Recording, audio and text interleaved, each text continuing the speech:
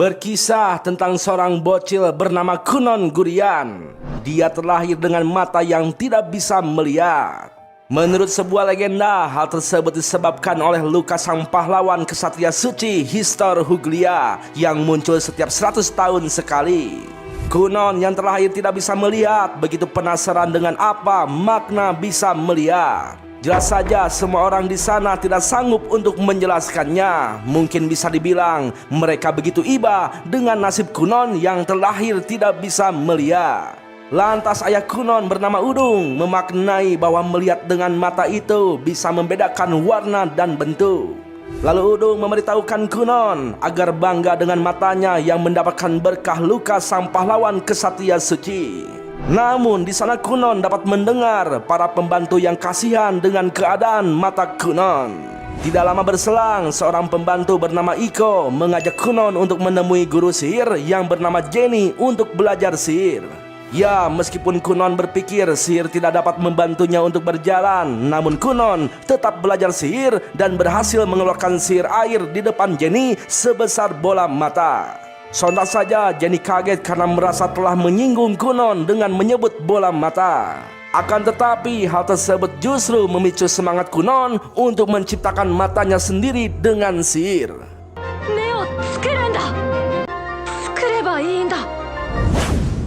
Waktu pun terus berlalu. Kunon yang awalnya tidak tertarik dengan apa yang dimakannya setiap hari, kini meraba-raba dan merasakan semua yang disajikan di atas meja.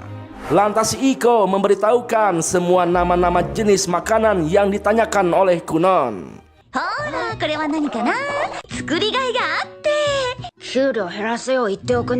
Bukan hanya itu, kini Kunon merasa haus akan pengetahuan, di mana dia ingin mendengarkan kisah kesatria suci Histor Huglia. Jelas saja hal itu cukup sulit untuk dijelaskan karena mungkin akan menyakitkan bagi Kunon. Namun karena Kunon nampak semangat dan tegar, akhirnya Flora menceritakan semua kisah sang pahlawan kesatria suci Histor yang dapat mengalahkan Raja Iblis. Dalam pertarungan tersebut, Histor harus kehilangan tangan dan kakinya. Dan sejak saat itu, setiap keturunan Histor selalu ada yang terlahir kekurangan, dari mulai kehilangan kaki, lengan, dan penglihatan. Mungkin bisa dikatakan sebagai reinkarnasi luka sang pahlawan. Ya, setelah mendengar cerita tersebut, bukannya merasa sakit hati, yang ada Kunon malah semakin berambisi ingin menciptakan bola mata dengan sihirnya.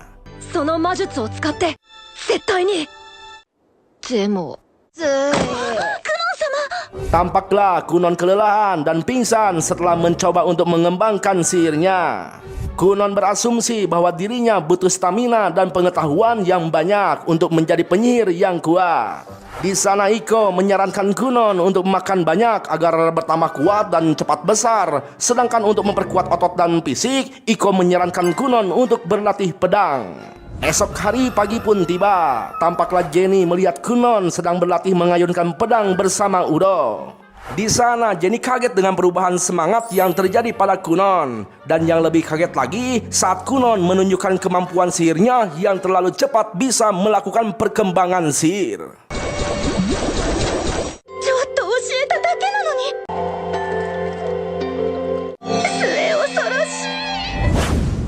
Di sisi lain, tampaklah sang putri Mirika sedang dalam perjalanan menuju rumah Kunon. Dalam kereta, dia membayangkan wajah muram Kunon yang menjadi tunangannya atas perintah raja. Putri tahu Kunon adalah orang yang penting di kerajaan Huglia yang terlahir dengan luka sang pahlawan. Namun masalahnya putri tidak mau melihat wajah muram Kunon seumur hidup. Seperti saat pertama kali putri mengajak Kunon bermain. Namun ketika putri sampai di kediaman Kunon, dia kaget ketika melihat Kunon yang menyambutnya dengan senyuman ceria. Dan yang lebih kaget lagi saat putri melihat Kunon memperlihatkan kemampuan sihirnya dan mengajak putri untuk jalan-jalan.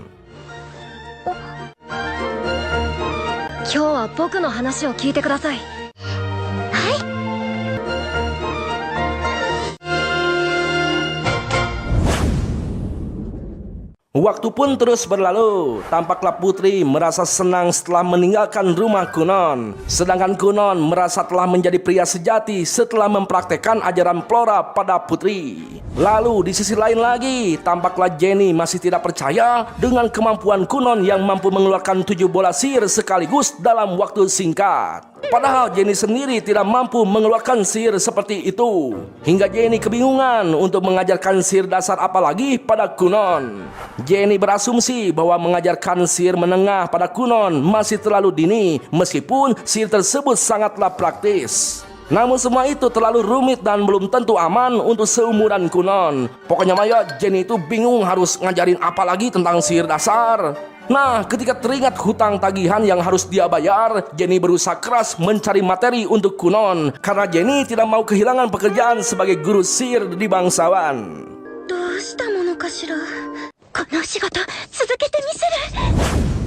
Esok hari pagi pun tiba. Tampaklah Jenny sangat semangat untuk mengajarkan jurus sihir berikutnya pada Kunon. Lantas Jenny mengajarkan cara untuk memisahkan dan memikirkan suhu, kekentalan, komposisi, dan variasi air. Kemudian Jenny meminta Kunon untuk memodifikasi sihir agar memberikan karakter sihir untuk membedakan tiap bakat penyihir, di mana seseorang akan mampu mengubah detail halus dari sihir. Tapi Jenny lagi-lagi dibuat kaget karena baru saja dijelaskan Kunon mampu mengeluarkan sihir rasa apel dengan sihirnya. Padahal Jenny harus semalaman loh untuk memikirkan jurus tersebut. Bahkan Kunon berjanji akan melakukan semuanya untuk Jenny.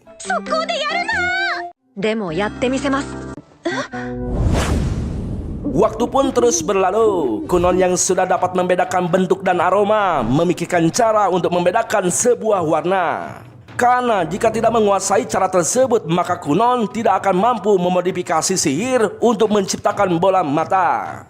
Dan masalahnya, karena sejak lahir tidak bisa melihat, Kunon tidak tahu warna dari sebuah benda.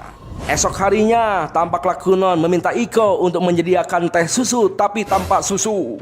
Lalu ketika Kunon mengeluarkan sihir air, tiba-tiba...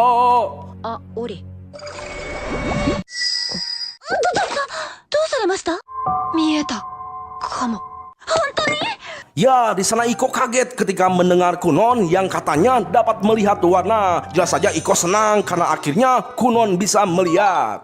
Tapi Kunon bilang bahwa dia itu masih tidak bisa melihat dengan kedua bola matanya. Jelas saja Iko gemes pada Kunon yang ternyata sedang bercanda. Tapi Kunon memang tidak sedang bercanda karena Kunon dapat melihat warna dengan merasakannya melalui sihir. Bahkan Kunon dapat menghitung jumlah apel warna merah dan warna hijau dalam baskom di depannya. Sontak saja Iko merasa senang dengan kemajuan Kunon. Nah, saking senangnya Iko melaporkan kemampuan Kunon pada Udung. Bahkan Iko melaporkan kemampuan Kunon yang meraba tinta untuk membedakan warna, hingga Kunon lebih menyukai buku bergambar dan ensiklopedia. Nah, ketika Udung menyarankan untuk pindah ke rumah utama agar Kunon bisa berkembang lebih cepat, Iko menolaknya karena hal tersebut justru dapat menghambat perubahan Kunon. Mungkin bisa dibilang merubah kebiasaan akan beradaptasi lagi dari nol. Ya, di sana Udung memuji Iko yang cekatan dalam mengurus Kunon. Tapi si Iko tidak senang dipuji karena dia itu lebih senang dinaikin gaji. Gak apa-apa bang, naikin aja bang, gajinya bang, Iko baik bang. Lah, jangan ngomong sama gue, ngomong aja langsung sama si Pak Udung. Udung, naikin gaji Iko, Udung. Berisik lu, udah sopan lu botak. Waktu pun terus berlalu. Tampaklah Kunon ingin memberikan sebuah kejutan pada Jenny yang akan segera datang. Jelas saja hal tersebut membuat Iko sangat senang dan mendukungnya. Lantas Kunon mengeluarkan bola air yang sangat besar dengan warna merah, yang membuatnya semakin yakin dengan warna merah yang dirasakannya. Kebetulan sang ibu datang karena ingin melihat perkembangan putranya. Tapi tiba-tiba bola air tersebut pecah melumuri tubuh Kunon dan Iko. Sontak saja ibu Kunon langsung pingsan melihat warna merah darah membalut tubuh Kunon. Jelas saja hal tersebut membuat Udung langsung marah hingga memotong gaji Iko karena sudah mengajari hal yang aneh-aneh. Langsung pingsanlah itu si Iko. Sementara Jenny bergidik ngeri melihat perkembangan Kunon yang terlalu cepat, hingga Jenny berpikir bahwa Kunon mampu meraih gelar kehormatan tertinggi di dunia sihir.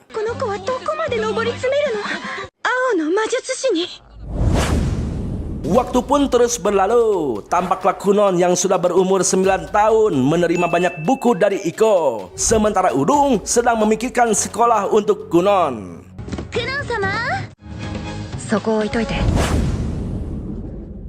Kemudian Udung memanggil Ixio, kakak Kunon, untuk memberitahukan rencananya, yaitu mengirim Kunon ke sekolah. Lantas Udung meminta Ixio untuk melindungi Kunon yang sejak lahir belum pernah keluar rumah.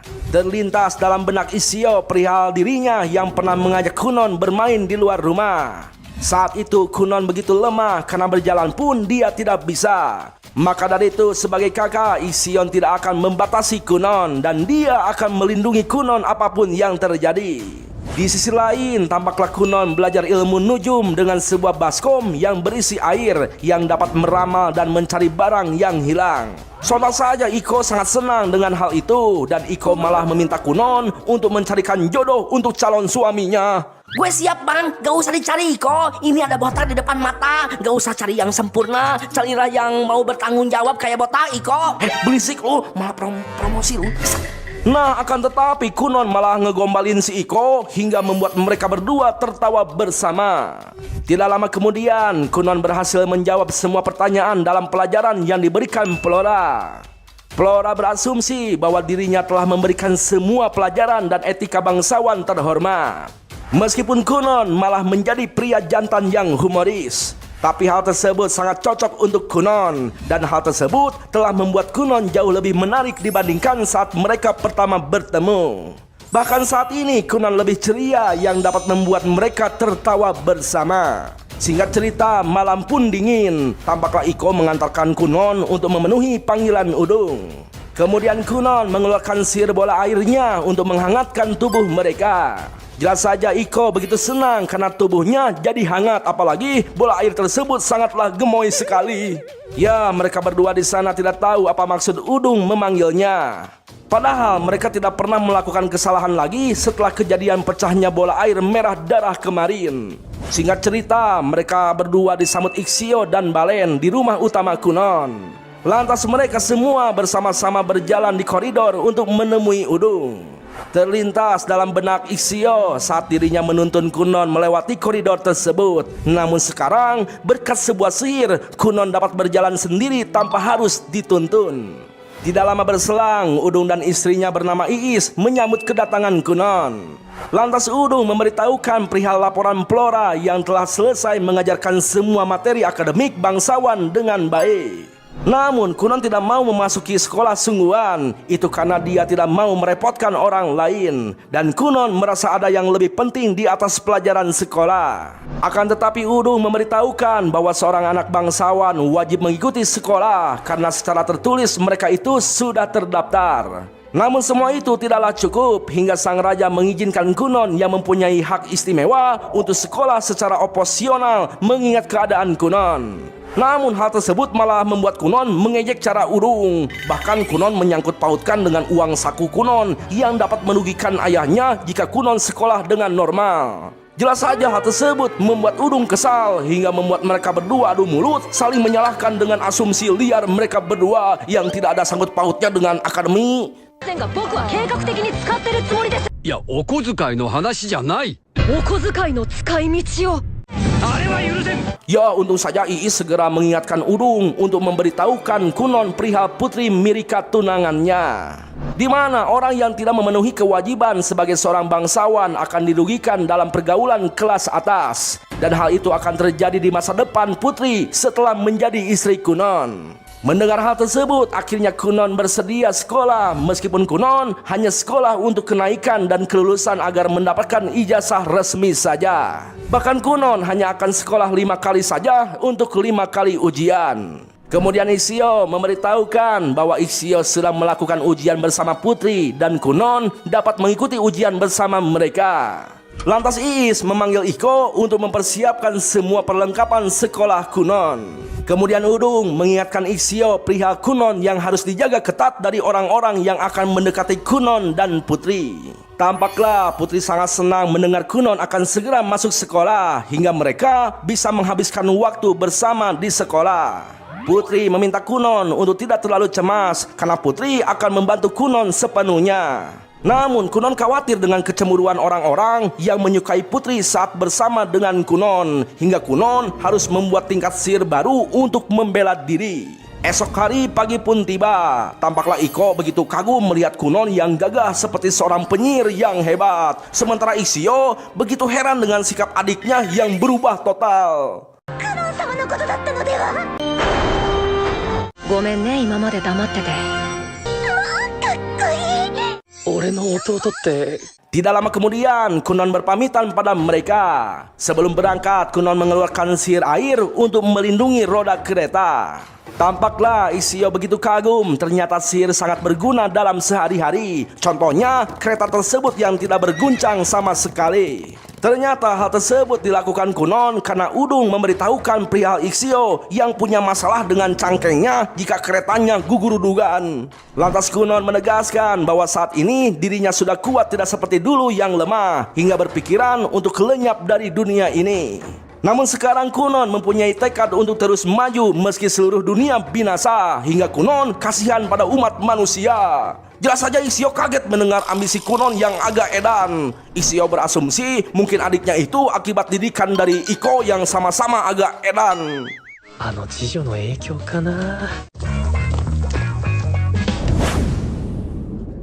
Singkat cerita, Kunon telah tiba di depan sekolah. Tampaklah Putri menyambut Kunon yang baru turun dari kereta kudanya. Hal itu membuat Kunon sangat bahagia hingga Kunon memuji suara Putri. Bahkan Kunon basa-basi perihal kecantikan Putri yang membuat Ishio nyengir sendiri. Namun saat itu Kunon dapat mendengar suara semua orang tanpa henti yang dulu pernah membuatnya gemetar. Lantas Kunon meminta Putri agar menuntun Kunon untuk memasuki gerbang sekolah. Di sisi lain, tampaklah seorang guru bernama Kas merasa cemas menunggu kedatangan Kunon yang katanya sangat pemalu. Namun kecemasan tersebut teralihkan oleh orang-orang yang memuji kedatangan Kunon yang begitu menawan seperti seorang pangeran. Bahkan Kas tersadar setelah Kunon melewati dirinya yang terpaku melihat ketampanan Kunon, hingga akhirnya Kunon memperkenalkan diri pada guru Kas. 女の子なのでカーテシーを。生物学上は男。女の子？ Ya, guru Kas begitu terkejut dengan sikap Kunon yang aneh. Kemudian Putri dan Ishio meninggalkan Kunon karena jam sekolah sudah dimulai. Tak jauh dari sana, lebih tepatnya di dalam sekolah, tampaklah teman Pangeran Laile sedang memperhatikan dan memuji Kunon. Namun pujian tersebut menjadi ejekan setelah Pangeran Laile, kita sebut saja Lele, melihat mereka dengan geram. Apalagi Lele begitu muak ketika melihat Putri tersenyum pada Kunon.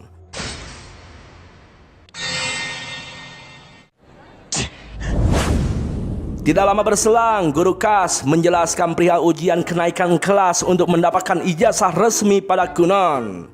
Kas memberitahukan ujian yang biasanya dilaksanakan dalam 5 tahap dengan waktu jeda persiapan ujian selanjutnya.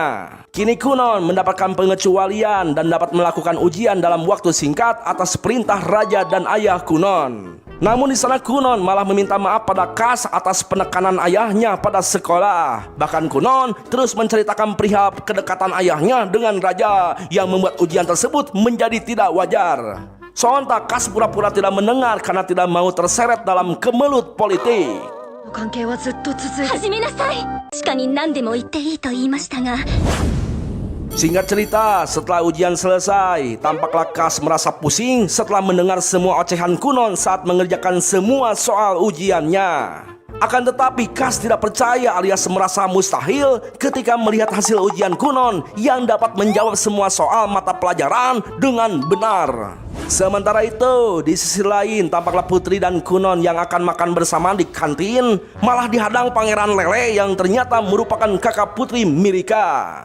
Sontak saja semua orang berkumpul karena penasaran ingin melihat apa yang akan dilakukan pangeran pada Kunon. Kunon yang tidak tahu siapa orang di depannya dengan cepat maju ke depan untuk melindungi Putri. Lantas Kunon mempersiapkan diri karena dia tidak peduli dengan orang yang ada di depannya yang akan mengganggu Putri. Untung saja dengan geracap Ishio datang menghalangi tindakan yang akan dilakukan Kunon. Lantas Lele dan temannya mengejek status Ixio yang tak pantas berbicara, apalagi membantah sang pangeran Lele. Nah, karena Lele dianggap jahat, secara diam-diam Kunon menggunakan sihir, mengumpulkan air yang ada di sekitarnya, lalu diarahkan ke celana Lele. Kemudian Kunon pura-pura melihat Lele yang mengompol. Alhasil si Lele jadi malu dan langsung pergi. 俺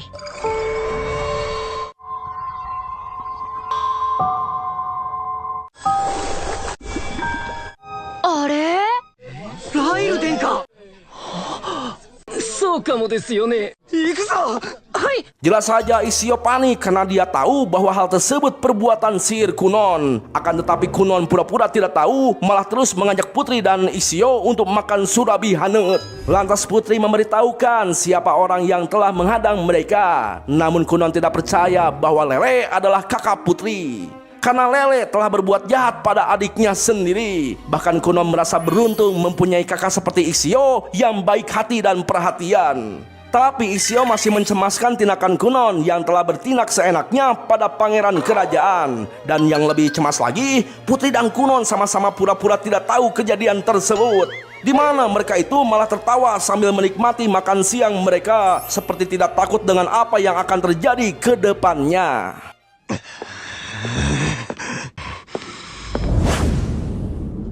Sementara itu di sisi lain, Lele yang gurung-gusu mendapatkan perhatian dari Profesor Kas. Namun Lele malah marah pada Profesor Kas, karena Lele menganggap semua orang itu sama saja jika berhadapan dengan dirinya yang merupakan seorang pangeran. Sementara itu Kunon penasaran dengan Lele yang menghadang mereka secara terang-terangan di depan murid lain. Putri berasumsi bahwa hal itu disebabkan oleh dirinya yang naik status dengan pesat setelah ditunangkan dengan Kunon yang mendapat luka sang pahlawan. Padahal secara hierarki kerajaan, posisi Putri berada di bawah Lele yang merupakan pangeran ke-6 kerajaan. Sedangkan Putri adalah anak ke-9 dari kerajaan, hingga Putri harus terus diawasi. Dan saat ini Kunon yang telah membuat status kebangsawanan Putri menjadi naik lebih tinggi sudah muncul di depan publik untuk mengikuti ujian. Namun Putri mengakui meskipun tanpa perintah raja dan status sosialnya, Putri merasa bahagia dapat bertunangan dengan Kunon. Jelas saja Kunon pun sama. Kunon sangat bahagia dengan pertunangannya bersama Putri. Bahkan Kunon ingin berterima kasih dan bersujud di depan raja atas pertunangannya. Dan saat ini Kunon ingin meminta maaf pada Lele sebagai calon kakak ipar. Akan tetapi Ixio dan Putri dengan serentak melarang Kunon untuk meminta maaf. せんけど。いや、しろって。 Esok hari pagi pun cerah. Tampaklah Jenny memberikan pelajaran terakhir pria sihirnya pada Kunon. Jenny meminta Kunon untuk menyentuh dan merasakan benda lain agar dapat meniru dan merasakan sensasi benda lain. Tidak lama berselang, Putri menyambut kedatangan Ixio dan Kunon yang sedang mengelus-ngelus kuda. Dan seperti biasa, Kunon langsung menyambut balik Putri dengan puisi rayuan gombalnya. 悲しみで世界が Kemudian Profesor Kas memberitahukan bahwa hari ini Kunon harus ikut ujian terakhir bersama Ixio dan yang lainnya di ruangan yang sama. Tampaklah Ixio dan Putri begitu heran melihat Kunon sangat akrab dengan Profesor Kas, di mana Profesor Kas pernah menceritakan perihal dirinya yang sudah 2 kali berhasil mengikuti ujian untuk menjadi guru bersama pacarnya. Namun pacarnya tidak lulus dalam ujian tersebut. Lah ini si Profesor Kas malah kesenangan membahas pacar lama. Bang, maksudnya gimana bang? Lagi bahas mantan bang? Nggak tahu pokoknya mah gitu we. Tidak lama kemudian semua teman sekelas Putri meminta Putri untuk memperkenalkan tunangannya pada mereka. Lantas Kunon memperkenalkan dirinya dengan anggun. Tampaklah mereka semua begitu kagum melihat Kunon yang memperkenalkan diri dengan bahasanya yang santun dan elegan. Ya, awalnya Kunon berpikir bahwa Putri dan Ixio tidak mempunyai teman. Namun ternyata Ixio dan Putri sengaja meminta mereka untuk menjaga jarak agar Kunon dapat bebas dengan sekolah bersama mereka berdua. Di sisi lain, tampaklah semua teman Lele meminta Lele untuk segera ikut ujian akhir yang akan diadakan secara bersamaan dengan serentak. Awalnya Lele santai saja karena dirinya adalah seorang pangeran. Namun ketika tahu aturan kerajaan, akhirnya Lele langsung bergegas supaya lulus ujian dasar akademik kerajaan. Di sisi lain, tampaklah Kunon mengelus-ngelus merpati untuk merasakan sensasi bulu merpati. Tiba-tiba semua orang kaget ketika Lele menegur Putri dan Kunon. Namun Lele yang hanya bermaksud menyapa Putri malah mendapatkan reaksi buruk dari mereka semua.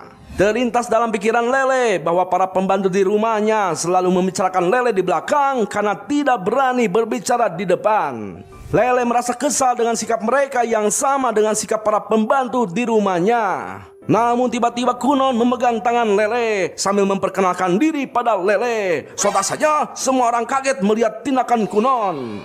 Namun Kunon dengan santuy malah memuji-muji Lele meskipun Lele telah memperingatkan Kunon dengan keras. Ya, tampaklah Putri dan semua orang tersenyum melihat Lele yang jadi salting mendengar pujian-pujian Kunon pada dirinya. Dengan kata lain, Kunon mampu menurunkan ego Lele hingga membuat Profesor Kas bisa memulai ujian akhir. はい皆さん席について。すげえな。 Singkat cerita, sore pun tiba. Di sana Profesor Kas akan memberitahukan hasil ujian mereka. Namun, Lele malah melamun sambil memperhatikan Kunon. Lalu, ketika Profesor Kas menyatakan bahwa semuanya telah lulus, serentak mereka semua langsung berteriak bahagia. 一緒に卒業ねクノンくん。 Tidak lama berselang, Kunon berpamitan pada semua teman-teman sekolah. Profesor Kas yang ikut mengantarkan kepergian Kunon memuji sikap Kunon yang sedikit aneh namun sangatlah cerdas. Lah ini si Kunon malah bilang pada Guru Kas bahwa dia akan menjodohkan kakaknya dengan Guru Kas agar bisa sering bertemu dengan Kunon. Aduh, si Kunon ini mulutnya emer banget ya kayak si Botak. Bang, Botak beda bang, beda bang. Ya beda-beda. Nah, sementara itu Lele dan rekannya tersenyum melihat kepergian Kunon dari lantai atas. Di sana semua rekannya sangat senang melihat Lele tersenyum hingga mereka berjanji akan mengikuti Lele kemanapun Lele pergi. Waktu pun terus berlalu. Tampaklah Kunon melaksanakan ujian terakhir perihal sihir bersama Guru Jenny. Namun Guru Jenny kaget saat Kunon memperlihatkan hasil modifikasi sihirnya yang luar biasa edan. をつけてアレンジしてみました。 Tiba-tiba secara serius Guru Jenny mengajak Kunon untuk berbicara berdua secara rahasia. Di mana Guru Jenny ingin berbicara jujur pada Kunon setelah ujian kelulusan yang sedang berlangsung. Lantas Kunon meminta Ikok untuk pergi karena Jenny akan mengungkapkan semua kebenaran di depan Kunon. Lalu Guru Jenny memberitahukan bahwa selama ini sudah tidak ada lagi pelajaran yang harus diajarkan pada Kunon. Dan selama ini Guru Jenny sengaja bersandiwara karena Guru Jenny sudah kehabisan bahan. Karena sihir Kunon jauh lebih hebat dari sihir miliknya. Lantas Guru Jenny menyarankan Kunon untuk belajar pada guru yang lebih hebat. Namun Kunon menolak permintaan Guru Jenny karena Kunon merasa bahwa sihir Guru Jenny lah yang memberinya tujuan hidup. Contohnya ketika Jenny menyebut bola air sebesar bola mata. Ya, di sana Guru Jenny mengakui bahwa selama ini dirinya terus berusaha dengan keras untuk mencari bahan pelajaran sihir yang akan diberikan pada Kunon. Dan Guru Jenny sering kesulitan untuk menemukannya.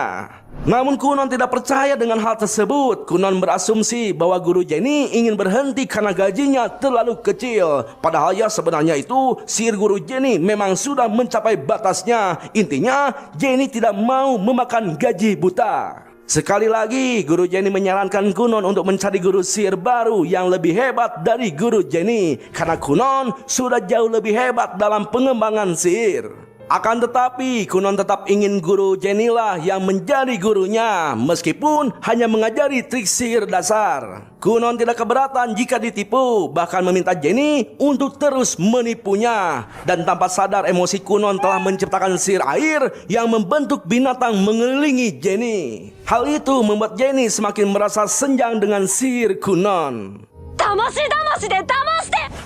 Tidak lama berselang, Jenny yang sedang melangkah pulang berpikir bahwa Kunon adalah seorang jenius sejati, di mana Kunon berpotensi untuk menjadi penyihir Azure. Guru Jenny tahu bahwa Kunon adalah orang yang diberkahi bakat hebat dan mungkin akan tetap harus melalui banyak cobaan yang menantangnya untuk dilampaui. Sementara itu Kunon tampak menyesal karena tidak berpamitan pada guru Flora yang telah pergi tanpa pamit pada Kunon. Katanya Flora pergi karena Kunon sudah menyelesaikan semua kurikulum. Dan Flora tidak mau pamitan karena takut sedih ketika melihat Kunon. Tiba-tiba Ikok meminta Kunon untuk mencarikan seorang pelayan pria tampan yang gajinya besar untuk dijadikan calon suaminya. Mau duda atau bujang pun boleh. Dengan kata lain, Ikok akan menikah dan pergi meninggalkan Kunon yang sudah bisa mandiri. Aduh Ikok, kenapa harus cari yang lain? Ada botak di sini Ikok. Halah, si Ikok nggak mau yang botak. Bang, kurang gondrong gimana bang gue bang? Ih, sudah dulu. Sana, cukup. クノン様。死んじゃうって迷信があるんだよ。 Singkat cerita, malam pun tiba. Tampaklah Udung menanggapi permintaan Kunon yang diperintahkan guru Jenny untuk mencari guru sihir baru yang hebat. Kemudian Isio merekomendasikan penyihir kerajaan kuat bernama Jeon Lee Pinro untuk menjadi guru sihir Kunon. Akan tetapi sang ayah menolak karena mereka mustahil untuk mengundang penyihir kerajaan ke rumahnya meski sang ayah adalah sobat karib sang raja. Udung mengatakan bahwa penyihir kerajaan mempunyai jabatan penting di kerajaan mereka. Jadi tidak bisa diperintah begitu saja selain oleh raja dan atasannya. Mereka juga jarang keluar karena kontak mereka sangat dibatasi hingga susah untuk ditemui. Tiba-tiba Kunon mengajak ayahnya untuk bersandiwara, berpura-pura tersesat agar penyihir menolong Kunon dan diangkat menjadi murid. Sontak saja ayahnya kesal karena ide tersebut tidak akan berhasil. Emangnya kayak di sinetron. Nah, kemudian Kunon merujuk pada Iis ibunya agar Iis meminta Udung untuk mengabulkan permintaannya. Jelas saja Udung tidak berdaya dengan permintaan Iis karena Udung takut dipecat tidak mau menjadi duda. 陛下に相談だけは任せておきなさい。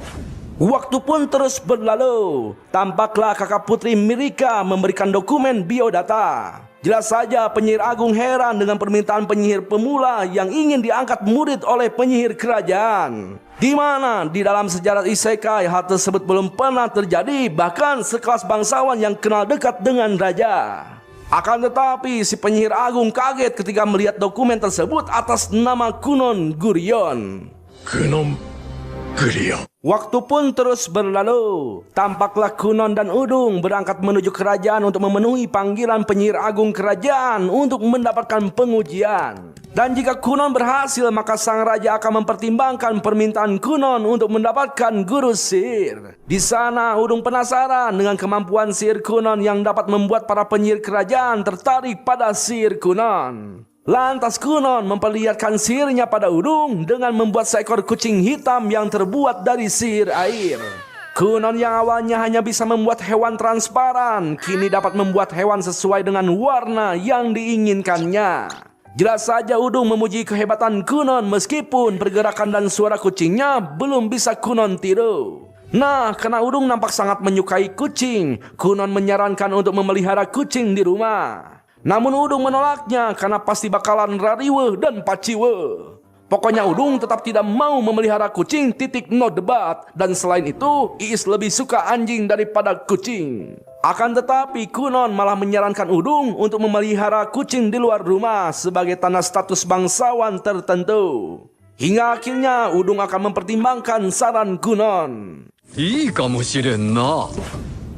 Tidak lama kemudian, Putri Raisa menyambut kedatangan Kunon dan Udung. Kunon yang berterima kasih diminta untuk mengulangi ucapannya oleh Udung karena Raisa adalah putri kedua kerajaan alias calon kakak ipar Kunon. Tampak Raisa penasaran dengan kucing sihir yang dibawa Udung, namun Kunon mengembalikan kucing sihir menjadi air kembali. Sontak saja Udung dan Raisa kaget, bahkan Udung terlihat sedih dengan hilangnya kucing sihir. Kemudian Raisa mengajak Kunon untuk pergi menuju Menara Hitam, sedangkan ayahnya akan menuju sang raja. Lantas Kunon meminta ayahnya untuk pulang sendirian karena Kunon sudah janjian ketemuan dengan putri untuk makan malam di sebuah restoran tempat ayahnya meluluhkan hati ibunya. Apa bang? Enggak. 楽しんできなさい。あらあら。 Lantas Raisa mengajak Kunon untuk mengobrol perihal sihir sambil berjalan menuju Menara Sihir. Jelas saja Kunon merasa senang dengan topik yang dibicarakan Raisa hingga Kunon nyerocos membicarakan sihir yang sedikit rumit. Hal tersebut membuat Raisa meminta Kunon untuk mengganti topik obrolannya karena obrolan tersebut harus diobrolkan dengan santai. Kemudian Raisa membicarakan perihal jumlah keluarga kerajaan yang terdiri dari 7 pangeran dan 10 putri. Raisa menjelaskan bahwa tahta kerajaan Huglia berbeda dengan kerajaan lain, di mana tahta kerajaan Huglia diturunkan berdasarkan prestasi bukan dengan urutan kelahiran. Namun Raisa melepaskan hak tahtanya demi untuk menjadi seorang penyihir. Tiba-tiba Kunon merasakan banyaknya aura sihir di menara gedung hitam. そこに一体どんな魔術師たちがすごい数の魔力 Sementara Raisa tampak kaget saat Kunon memperlihatkan sihir air di kakinya hingga membuat Kunon dapat berjalan ngagolosor. 何それ何 Sontak saja Raisa tertarik dengan sihir yang digunakan oleh Kunon. Lantas Kunon membuatkan sihir air pada kaki Raisa hingga mereka berdua dapat meluncur dengan bebas di lorong istana.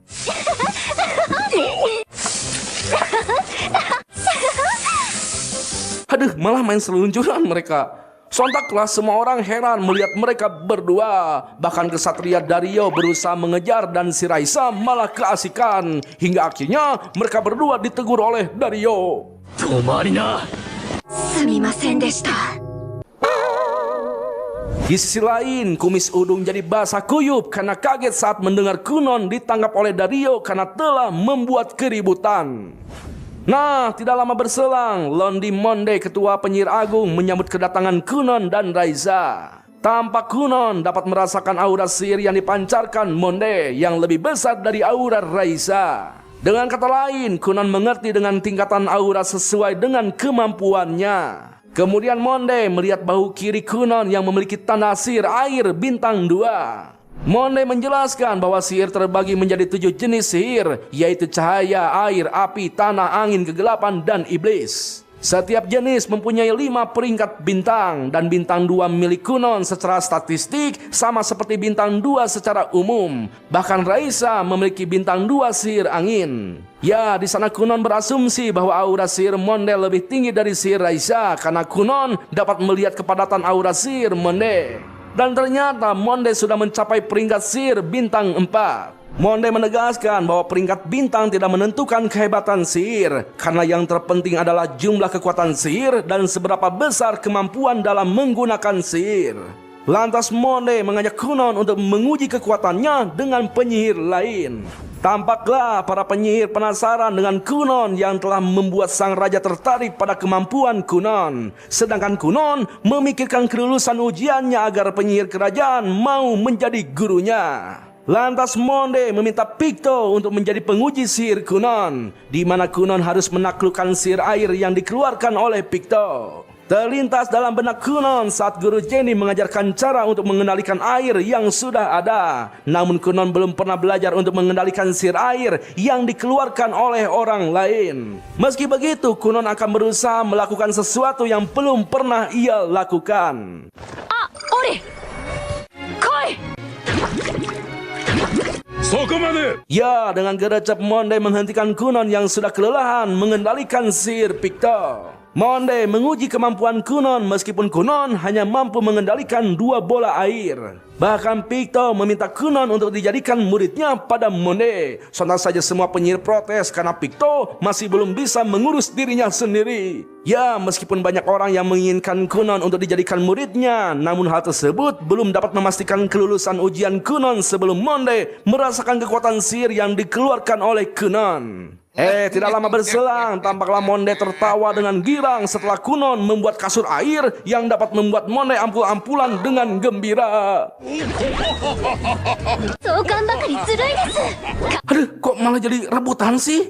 Bahkan Raisa malah membayangkan ingin punya kasur air yang diciptakan Kunon. Kunon pun menjelaskan bahwa dia bisa menaikkan daya pentalnya hingga bisa meloncat sampai ke genteng istana, bahkan ke genteng tetangga. Namun Monde menolaknya, takutnya Kunon gak bisa pulang karena terlalu disenangi oleh para penyihir di sana. Apalagi Kunon ada janji makan malam bersama putri nanti malam. Nah, Raisa yang pernah melihat Kunon membuat kucing meminta Kunon untuk memperlihatkan bentuk lain dengan sihirnya. Lantas Kunon membuat cloning Ikok dengan sihir airnya. Jelas saja Picto penasaran dengan kemampuan Kunon yang dapat menggerakkan boneka air seperti manusia secara umum. Dan yang lebih penasaran lagi, katanya Kunon dapat membuat bonekanya terbang seperti saat Kunon mencobanya bersama Iko. Akan tetapi hal tersebut malah membuat semua orang yang ada di istana ketakutan karena seperti melihat jurig.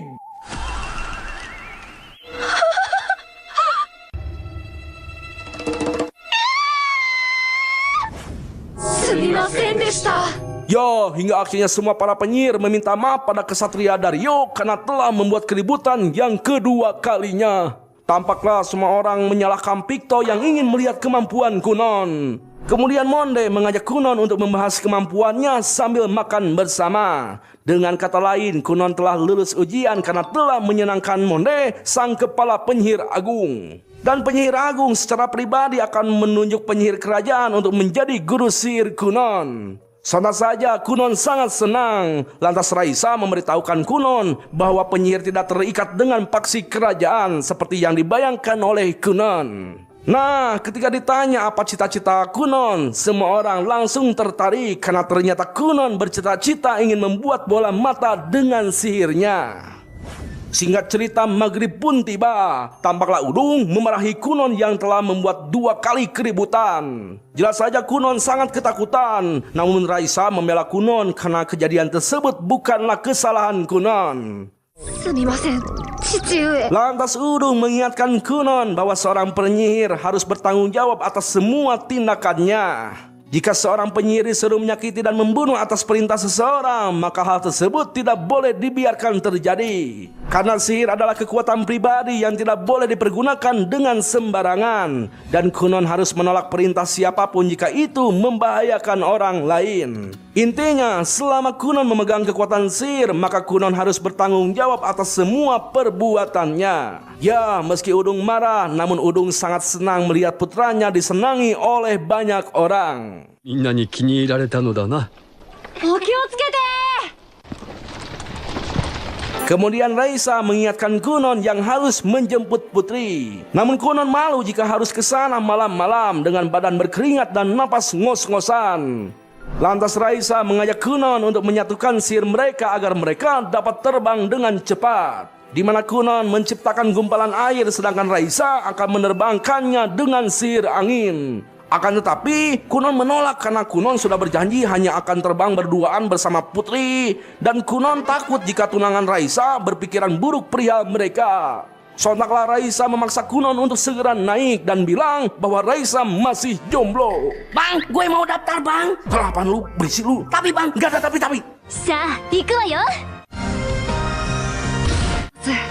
間に合っ柔らかくてよかったわね Ya, untung saja air buatan Kunon tidak membuat mereka terluka meskipun mereka terjatuh dengan keras. Akan tetapi ulah mereka kembali ketahuan oleh kesatria Dario untuk yang ketiga kalinya. Sementara itu di sisi lain, tampaklah sang putri memikirkan warna baju yang disukai Kunon. Jelas saja hal tersebut membuat pelayan penasaran pada Kunon yang telah membuat seorang putri jadi bucin. 一体どんな方なのでしょう Ya, tampaklah putri sangat resah menunggu kedatangan Kunon karena saat ini merupakan kencan pertamanya di luar istana. Lagi bucin itu bang. Kalau so tau lu. Beneran bang, waktu abang ABG juga. Hei, malu-maluin aja lu. Nah, tidak lama kemudian seorang pembantu memberitahukan kedatangan Kunon. Sontak saja putri langsung pergi menemui Kunon. Tuh kan bener bang, lagi bucin bang. Iya terserah lu, otak. Ya, tampaklah Kunon menyambut kedatangan putri dengan speak beauty-nya untuk menyanjung putri. Jelas saja wajah putri jadi merah merona. ここでは僕がお姫様でしたが、初めてのディナーの夜ですから。さあ姫、お手を。 Tuh kan bener bang, dia lagi bucin bang. Iya berisik lu otak. Sementara itu si pembantu yang penasaran pada Kunon memperhatikan mereka dari kejauhan. Tidak lama berselang, mereka berdua sudah sampai di restoran tempat mereka berkencan. Dan seperti biasa, Kunon mengeluarkan jurus rayuan mautnya untuk membuat hati putri tersanjung. Sedangkan si pembantu bernama Ijem memuji sikap dan kesopanan Kunon yang telah mencuri hati putri. Kemudian Kunon menceritakan saat ke Menara Hitam yang bertemu dengan Raisa dan penyihir agung. Kunon yang lulus ujian dari penyihir agung belum tahu siapa yang akan menjadi guru barunya. Di sana Kunon tampak bercerita sambil memuji-muji Putri yang membuat Ijem kebingungan. Namun Ijem terenyuh saat Kunon merayu Putri sambil memegang tangannya, hingga membuat si Ijem memuji kehebatan Kunon yang gentleman. Bahkan Putri tidak bisa tidur setelah kencan pertamanya.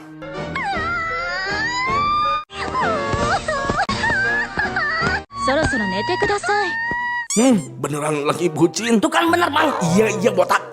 Esok hari pagi pun caang, tampaklah Kunon yang sedang menulis laporan dipanggil Ikok untuk membantunya mencuci pakaian. Ikok sengaja memanggil Kunon agar Kunon keluar rumah untuk memoyan, karena sebelumnya Kunon selalu mengurung diri di kamarnya. Di sana Kunon berasumsi bahwa para wanita menyukai lelaki yang tubuhnya tinggi. Memang benar sih, namun Ikok menyukai Kunon apa adanya kecuali yang botak-botak. Halah bang, dia nggak bilang gitu bang. Ih, serius ngomong gitu? Halah bohong bang. Lanjut. Kemudian Kunon menanyakan surat keputusan perihal orang yang akan menjadi guru barunya yang belum datang. Sementara itu di sisi lain tampaklah Picto mengunjungi kamar seniornya. Namun Picto kaget saat buku yang menumpuk itu tiba-tiba ambruk membangunkan seniornya yang bernama Zeon. Untungnya Zeon tidak marah karena Picto membangunkannya atas perintah penyihir agung.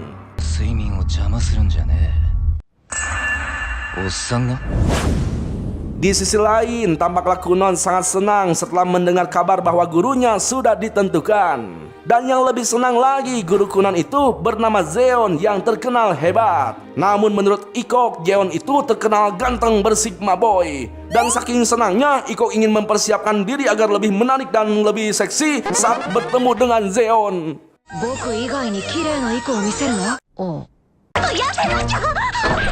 Aduh, si Ikok gatel banget ya. Halah itu mah biasa aja bang. Kalau sama botak mah gatalnya lebih dari itu bang. Iya terserah lu botak. Di sisi lain, tampaklah Raisa menemui dan meminta Putri untuk mengawal penyihir kerajaan yang akan keluar dari istana. Di sana, Raisa kesal dengan Zeon yang akan menjadi guru Kunon. Padahal Raisa ingin mengangkat Kunon menjadi muridnya. Namun langkah mereka terhenti oleh dua putri, yaitu Eperil dan Lida. Mereka berdua iri dengan tunangan Putri yang mempunyai kehebatan sihir. Jelas saja Raisa marah dan memerintahkan mereka untuk menyingkir. Akan tetapi mereka malah menyindir Raisa yang kena marah 3 kali oleh kesatria Dario. Dan yang lebih kesal lagi saat melihat Dairo yang akan ikut mengawal bersama Putri. Sementara itu Kunon dan Ikok sudah moyan sambil minum kopi hitam untuk menunggu gurunya yang akan menemuinya. Tampak Ikok kaget saat kereta kuda Putri sudah sampai di tempat Kunon. Dan seperti biasanya Kunon itu sang pujangga menyambutnya dengan puitis.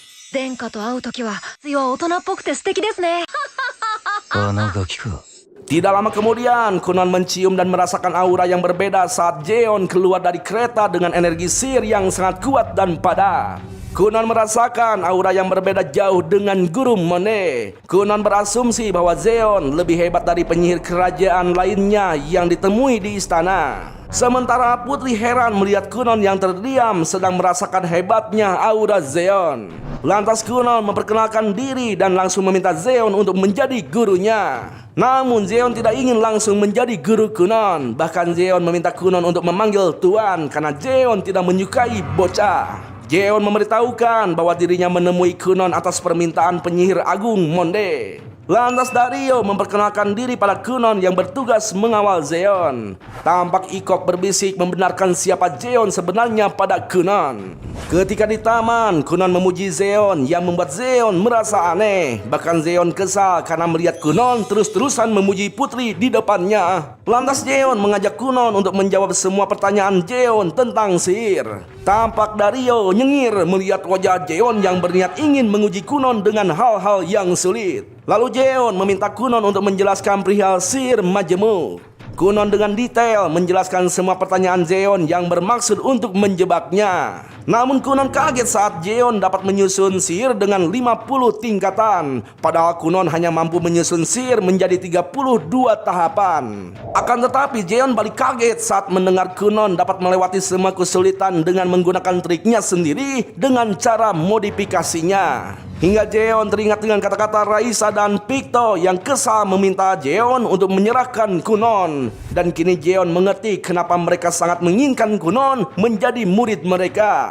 Kemudian Jeon meminta Kunon untuk menunjukkan kemampuan menjilatnya jika ingin Jeon menjadi gurunya. Dikira Kunon bakalan mundur, lah ini si Kunon malah memuji kegantengan dan kehebatan Jeon hingga panjang lebar hingga membuat Jeon kesal. Sontaklah Jeon mengeluarkan dinding sihir tanah bintang 3 yang cukup kuat. Jelas saja Dario, Putri, dan Iko kaget melihat dinding keras yang harus dihancurkan oleh Kunon. Tidak lama berselang, Jeon meminta Kunon untuk mengeluarkan sihir kasur airnya yang terkenal empuk. Tampaklah Jeon yang memeriksa sihir Kunon langsung terpukau dengan sensasi kelembutan dan wangi kasur yang dibuat Kunon. Dan saking lembutnya si Jeon langsung turun di atas kasur air. Aduh, malah turusat.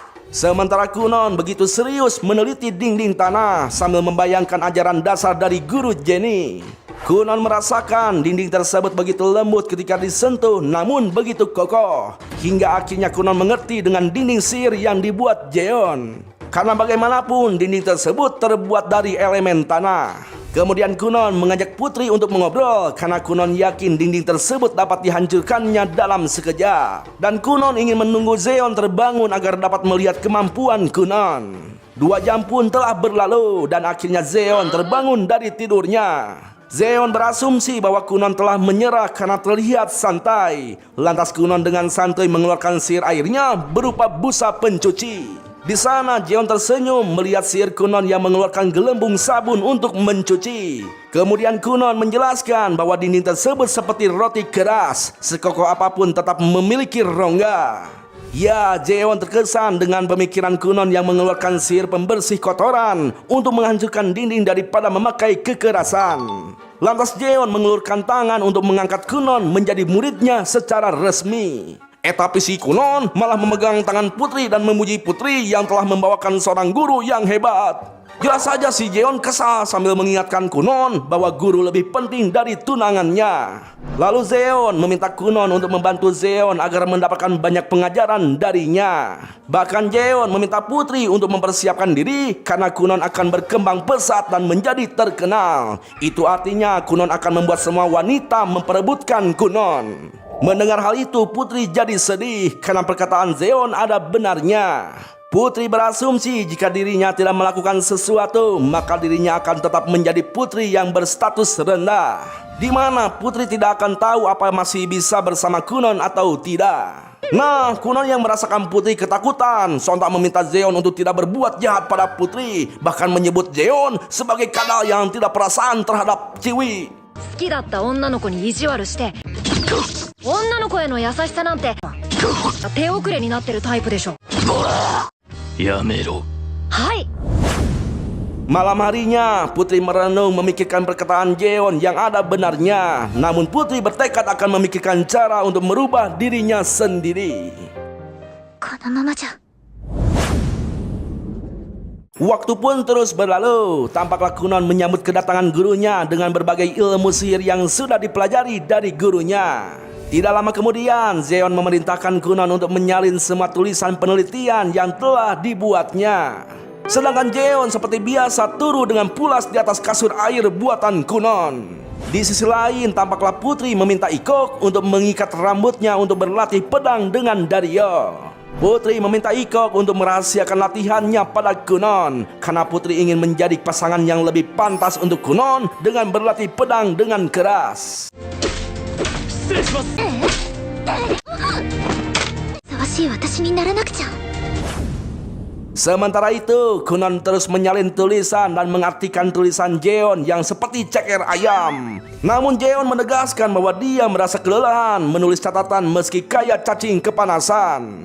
Jeon juga menegaskan pada Kunon untuk tidak meremehkan tulisannya karena informasi dan tulisan itu sangat berbeda. Di mana buku yang ada di rak hanyalah sebuah informasi, sedangkan apa yang Kunon analisa di kepala dan ditulis dengan tangannya sendiri akan selalu diingat oleh tubuh. Dan hal itu akan menjadi ilmu pengetahuan yang jauh berbeda dari sekedar informasi. Pengetahuan akan menjadi kekuatan. Sontak saja Kunon merasa senang setelah mengerti dengan maksud Zeon yang memerintahkannya untuk menyalin.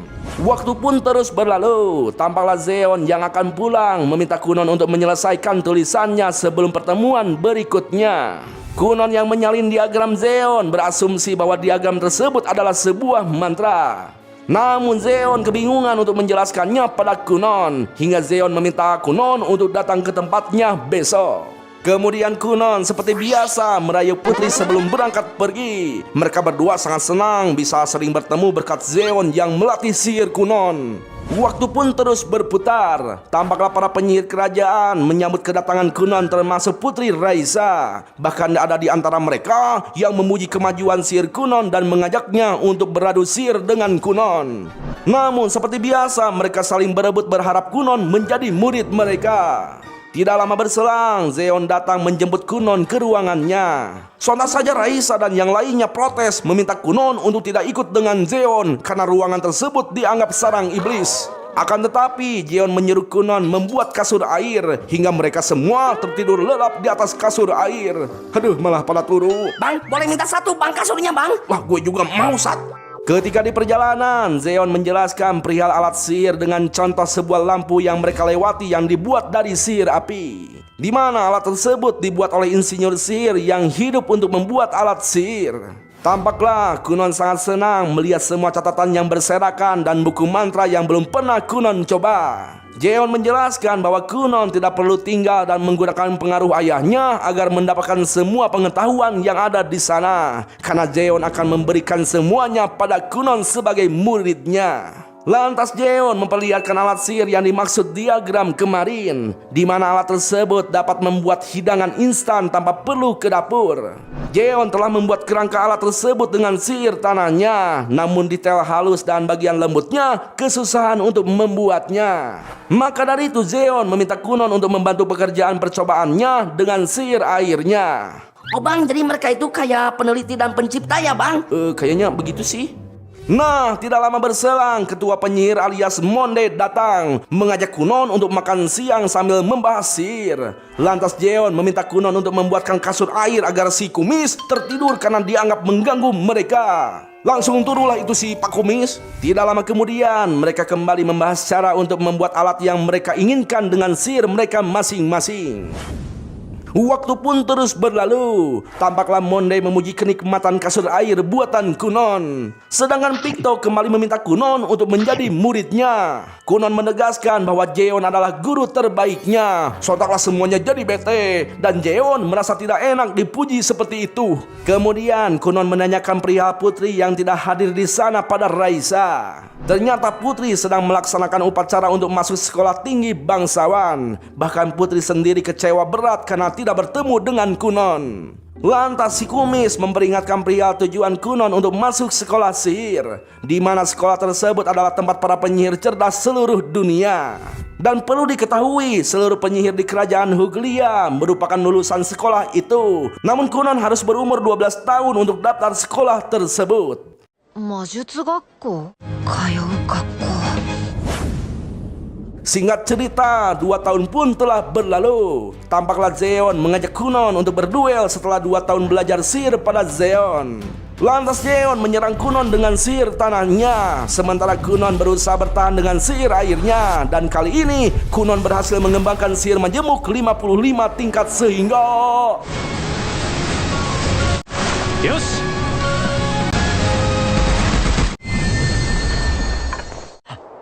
Dekita ja ne ka. Tidak lama berselang, mereka menikmati makan yang dibuat dari alat sihir mereka. Kunon berasumsi bahwa Zeon mendapatkan banyak uang dari penjualan alat sihir yang mereka buat. Namun Kunon tidak mendapatkan sepeser pun dari hasil jualan alat sihirnya.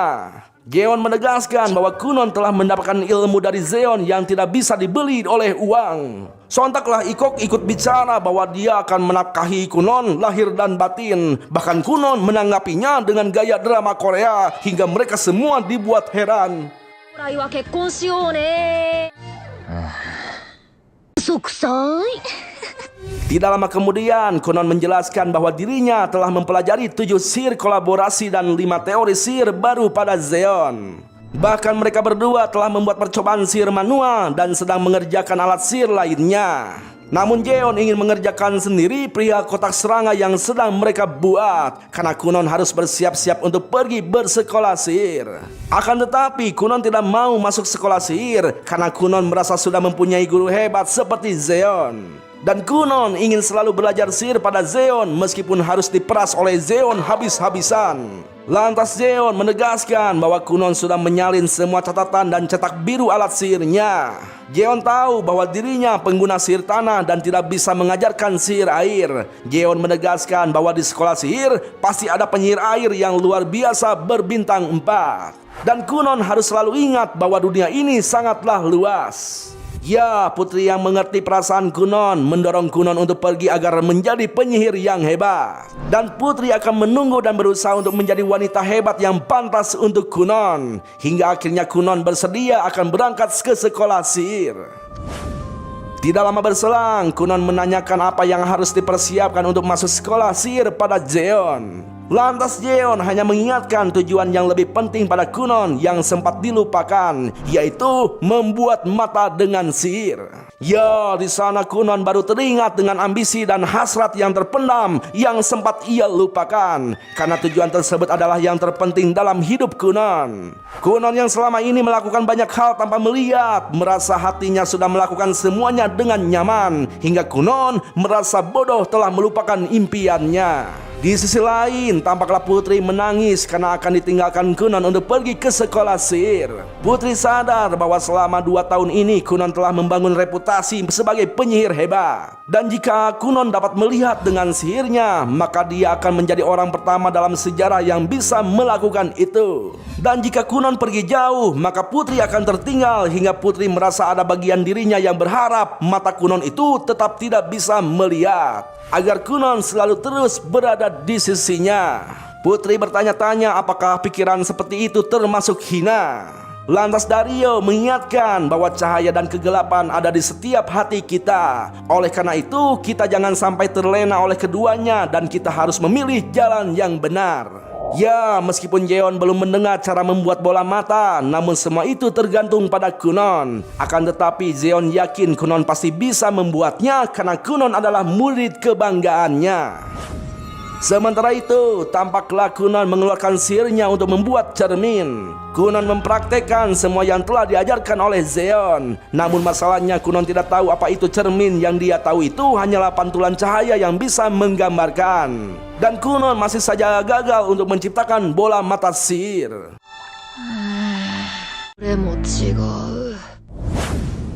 Tidak lama kemudian, Kunon membangunkan Ixio untuk mengajaknya mandi di sauna. Namun Ixio malah ingin mengajak ayahnya karena si ayah sangat menyukai sauna buatan Kunon. Kemudian Kunon membangunkan ayahnya, tapi si ayah ingin mengajak si ibu karena si ibu senang banget kalau diajak ke sauna. Dan akhirnya mereka sekeluarga berada di sauna bareng-bareng. Tampaklah si ayah makin cinta sama si ibu yang tetap saja segar. Iya bang, segar banget bang. Alah, komen mulu kalau urusan kayak gini. Masalahnya apa bang? Enggak ada sih. Ya lanjut.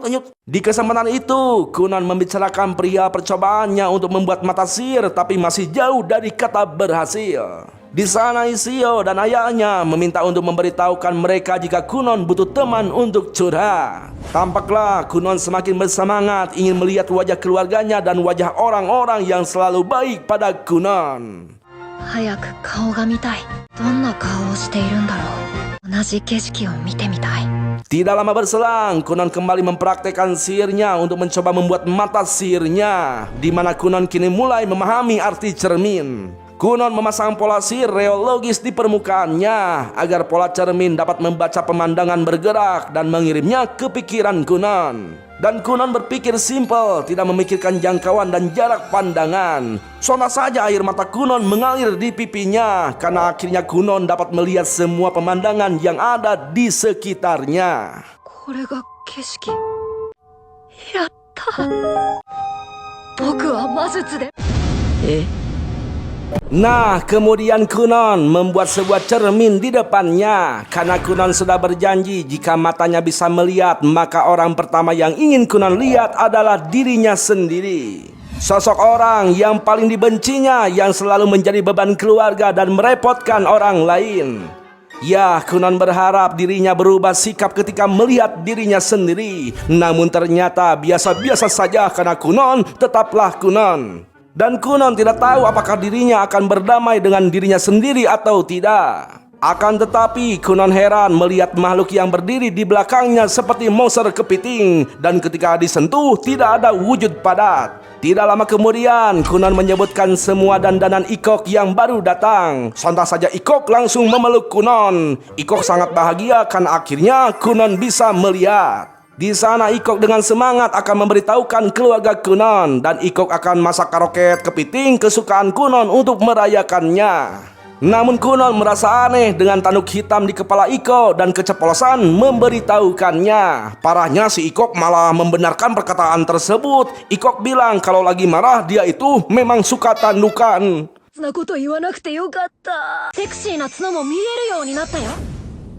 Tidak lama berselang, Kunon keluar rumah dan melihat pemandangan di sekitar rumahnya. Namun pemandangan tersebut di luar ekspektasi Kunon. Di mana kenyataannya pemandangan yang seharusnya indah nampak gelap di mata Kunon. Bahkan matahari yang terang pun nampak gelap seperti bayangan hitam. Lantas Ikok mengajak Kunon untuk segera pergi sambil memberikan pakaian hanya pada Kunon. Kemudian Kunon memastikan Ikok apakah Ikok bisa melihat hewan di belakang Kunon. Namun si Ikok malah menanggapi pertanyaan tersebut dengan cerita horor. Dengan kata lain, Ikok tidak melihat sesuatu yang ada di belakang Kunon alias goib. 教えてくださいよ。やっぱり何でもない。実験は大成功。だけど。 Singkat cerita, Iksio dan ibu Kunon sangat senang mendengar Kunon dapat melihat. Saking senangnya, sang ibu langsung memeluk Kunon. Akan tetapi Kunon melihat mata ibunya hitam sebelah. Sedangkan Iksio mempunyai sayap hitam di tubuhnya. Kunon merasa mereka itu terlihat keren seperti para pahlawan di dunia isekai. Nah, Kunon yang penasaran dengan sayap Iksio langsung menanyakan ras manusia bersayap pada Ikok. Dan seperti biasa si Ikok malah menjawab dengan perumpamaan, di mana manusia memang terlahir memiliki sayap sebagai tanda kebebasan. Jelas saja si Kunon jadi bingung antara benar atau salah. Namun Kunon memahami bahwa semua yang dilihatnya ada sesuatu kesalahan. Dan yang lebih bingung lagi saat Kunon melihat wujud sang ayah yang seperti hantu. 存在自体がわからない。 ついに完成したのだな。 Tampaklah Udung sangat senang dan ingin mengadakan pesta. Bahkan ingin memberitahukan pihak kerajaan perihal Kunon. Sang ibu juga ingin menghiasi rumahnya dengan hiasan bunga agar Kunon dapat melihatnya dengan senang. Nah, kemudian Kunon menanyakan pada Iksio apa peran ayahnya di keluarga yang seperti kabut numpang lewat. Jelas saja Iksio langsung mengingatkan Kunon untuk tidak ngomong sembarangan di depan ayahnya. Dan Iksio juga heran ketika Kunon bilang bahwa dirinya memiliki sayap. Nah, karena ada yang tidak beres, Kunon ingin memastikan pada gurunya perihal mata cermin buatannya. Di sisi lain, tampaklah Picto merasa aneh dengan kamar Zeon yang terlihat rapi setelah dibereskan oleh Kunon. Sontak saja Zeon kesal dan langsung memperingatkan Picto dengan melemparkan penanya hingga menancap. Lantas Picto memberitahukan perihal raja yang telah mengizinkan Zeon untuk pergi keluar menemui Kunon. Di sisi lain, tampaklah Kunon langsung menyambut kedatangan putri yang bahagia mendengar berita perihal mata Kunon. Lantas Kunon mengeluarkan mata cerminnya untuk melihat putri dan... それ以上に美しい方。だよな。 Ya, tampaklah Kunon terpukau melihat kecantikan wajah putri. Namun Kunon kaget karena lagi-lagi dia melihat anomali, di mana si putri memiliki bulu di atas kepalanya. Bukan hanya itu, Kunon juga melihat Dario yang memiliki pedang besar di punggungnya. Namun ketika dipuji, Dario malah menunjukkan pedang yang dipegangnya. Di sanalah Kunon makin yakin bahwa apa yang dilihatnya tidak bisa dilihat oleh orang lain. Nah, ketika Zeon turun dari kereta, sontak saja Kunon langsung kelilipan. Ya, dengan gercep Kunon menutup matanya karena Kunon tidak bisa melihat langsung cahaya menyilaukan yang dipancarkan oleh tubuh Zeon. Lantas Kunon mengajak berbicara empat mata pada Zeon, pria matanya. Tidak lama berselang, Zeon mentertawakan Kunon yang menceritakan semua yang dilihatnya. Namun Zeon malah kepedean karena memang begitulah aura miliknya yang menyilaukan. Aduh, malah bercanda serius, woi, ini kasihan si Kunon. Iya serius boy. Alah, gak usah ikut-ikutan lu. Nah, karena Kunon lagi ngobrol empat mata dengan Zeon, putri menghabiskan waktunya dengan berlatih mengayunkan pedang. Di sana, Jeon menjelaskan soal pengalamannya yang terkena delusi. Menurut Jeon, apa yang dilihat Kunon kemungkinan besar adalah efek pertama kali bisa melihat. Tapi ada dua kemungkinan lain. Pertama, Kunon dapat melihat sebuah khodam yang dimiliki tiap jiwa manusia. Dan kemungkinan yang kedua, Kunon mengalami mabuk sihir yang dapat membuat Kunon berhalusinasi secara visual.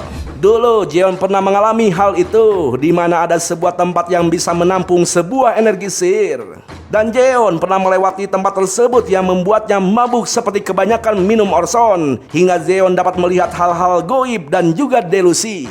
Namun saat ini Jeon belum bisa menyimpulkan apa yang terjadi pada Kunon, karena data-data yang Kunon ceritakan belum banyak. Kunon berasumsi bahwa sihir matanya adalah sebuah produk gagal. Akan tetapi Jeon tidak menganggap hal tersebut sebuah produk gagal. Itu karena setiap manusia memiliki mata dan pandangan yang berbeda. Dengan kata lain, tidak ada yang tahu bagaimana cara melihat dengan baik dan benar. Karena sejatinya tidak ada makhluk yang sempurna, dan Kunon bebas mempunyai cara pandang sendiri.